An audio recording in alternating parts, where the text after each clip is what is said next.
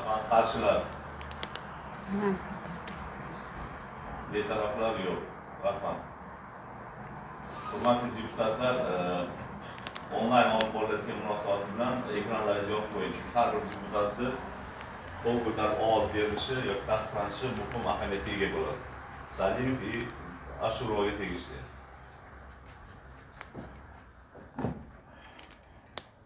Deputat Ashuro Mahmudov sanoq komissiyasi raisi etib tasdiqlandi. Marhamat, sessiya davomida ovoz berib, natijada to'g'risida axborot berib turishingizni so'rayman. 7-chi chaqiriq xalq deputat Omon shahar kengashi 42-sessiyasi ochish to'g'risida kimda qanday takliflar bor? Ochishini taklif tushyapti. Konkurslar tasdiq berishni so'rayman. Rozilar? Rahmat. Qarshilar? Betaraflar yo'q. Rahmat. Bir ovozdan tasdiqlanib, sessiyamiz ochiq deb e'lon qilaman.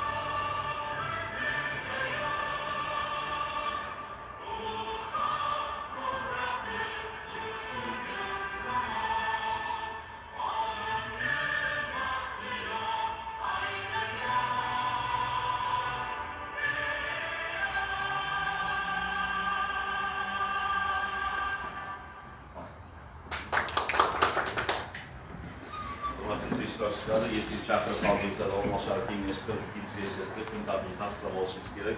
Sessiya kun tartibida bitta masalamiz bor. Ya'ni Omon shahrida bozor tajribasi asosida tashkil etilgan loyiha yo'l xaritasiga muvofiq 2026-yilda amalga oshiriladigan chora-tadbirlar taqdimoti to'g'risida. Kun tartibi yuzasidan boshqa takliflar bormi? Boshqa taklif bo'lmasa, qo'l ko'tarib tasdiq berishni so'rayman. Rozilar? Rahmat. Qarshilar? Betaraflar? Boshqa kun tartibi tasdiqlandi bir ovozdan. Rahmat. Sessiya ish tartibini belgilab olishimiz kerak. Axborot va ma'ruzalar uchun 5 daqiqacha, savol va takliflar uchun 3 daqiqacha davom etib, sessiya ishini 25 daqiqada yakunlash tavsiya etaman. Ish tartibi bo'yicha boshqa taklif bormi? Yo'q. Agar bo'lmasa, qo'l ko'tarib tasdiq berishni so'rayman. Rozilar? Rahmat. Qarshilar? Betaraflar? Yo'q. Ish tartibi tasdiqlandi. Kun tartibi birinchi masalani ko'rib chiqishga o'tamiz. Omon shahrida Olmazor tajribasi asosida tashkil etilgan loyiha guruhining yo'l xaritasiga muvofiq 2026-yil amalga oshirilgan chora-tadbirlar taqdimoti to'g'risida. Savol shahar hokimi birinchi o'rinbosari Muhammad Begiyev.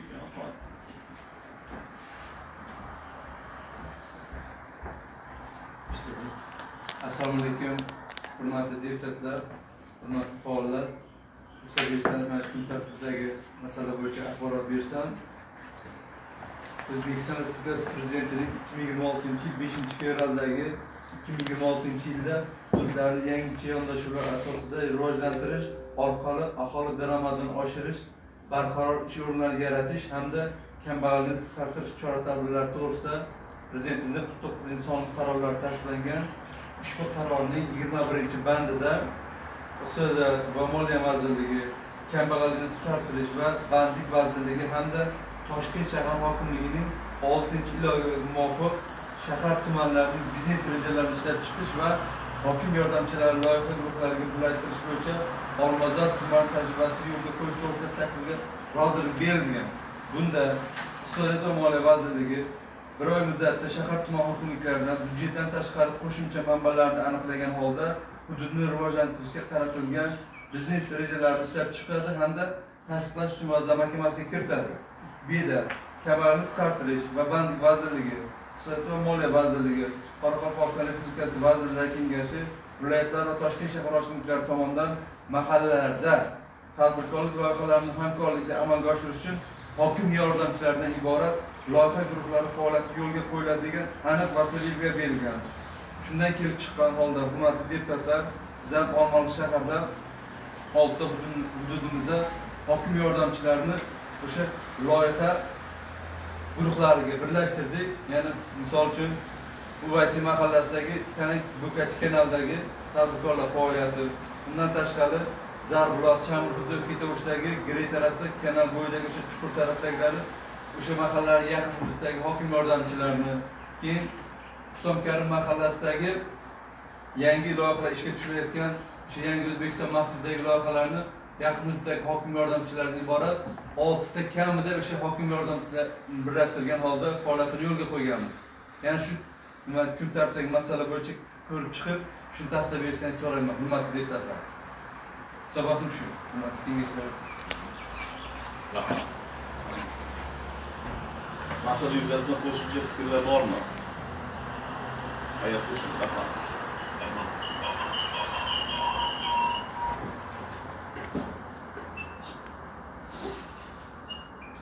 qo'shimcha fikr va mulohazalar bo'lmasa, hisobot yuzasidan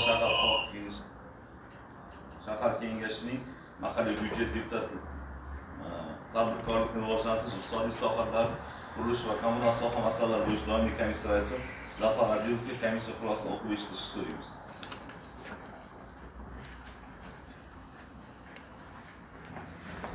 Assalomu alaykum, hurmatli deputatlar, qatnashchilari. Xalq deputatlari, Olmaliq shahar kengashining mahalliy byudjet, tadbirkorlikni rivojlantirish, iqtisodiy islohotlar, qurilish va kommunal sohalar masalalari bo'yicha doimiy komissiyasi xulosasi. Bu masala bo'yicha doimiy komissiyada atroflicha o'rganib chiqilib, yuqoridagi keltirib o'tilgan masala hisobot yuzasidan mahalliy byudjet tadbirkorlikni rivojlantirish komissiyasi 42-sessiyada ushbu masalani tasdiqlash maqsadga muvofiq deb hisoblangan.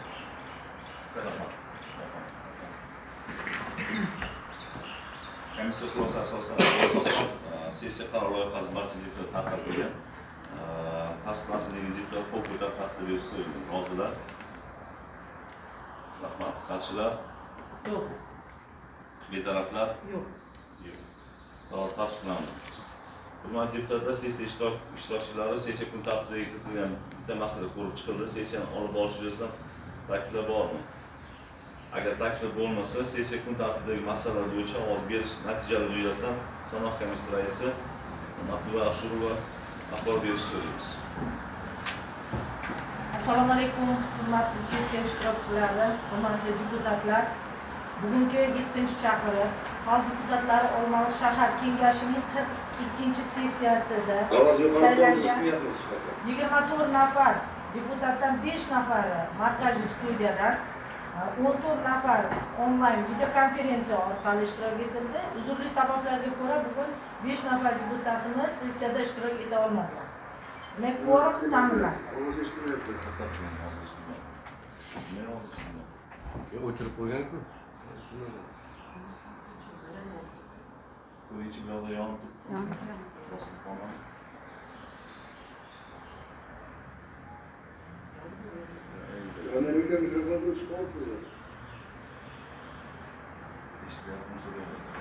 Eshitilyaptimi?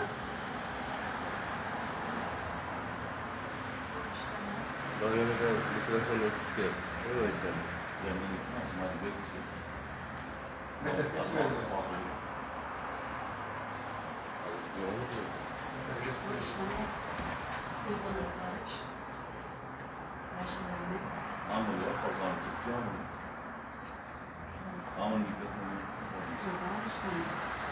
Eshitilyaptimi?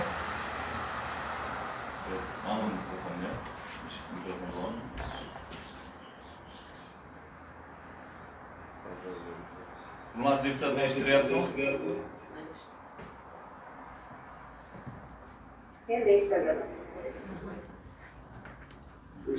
Eshitilyapti? Yaxshi.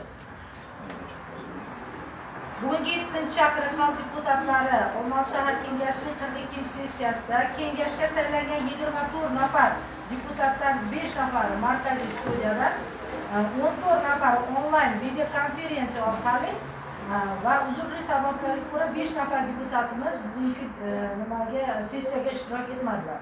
Kvorum ta'minlandi. Nima videokonferensiya orqali ishtirok etgan 14 nafar deputatning sessiyada ovoz berish natijalari qayd etib borildi. Sessiyada raislik qiluvchi tomonidan bitta masala ovozga qo'yildi va e'lon qilindi. Sessiyada videokonferensiya shaklida ishtirok etgan 14 nafar deputat tasviri ekranga chiqarildi.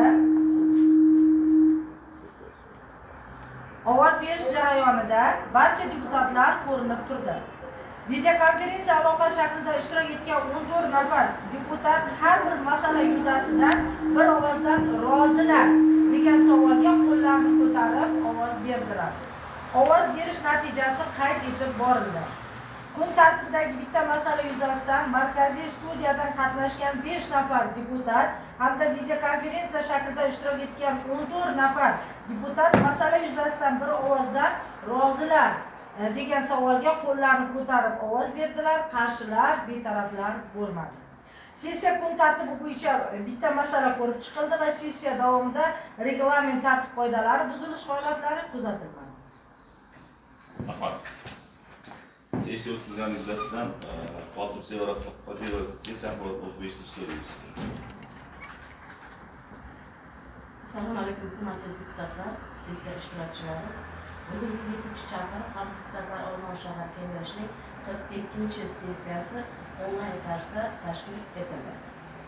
Kengashga saylangan 24 nafar deputatlardan 5 nafari studiyadan, 14 nafari onlayn video aloqa shaklida ishtirok etdilar. Uzrli sababga ko'ra 5 ta deputat ishtirok etmadi. Kvorum ta'minlandi.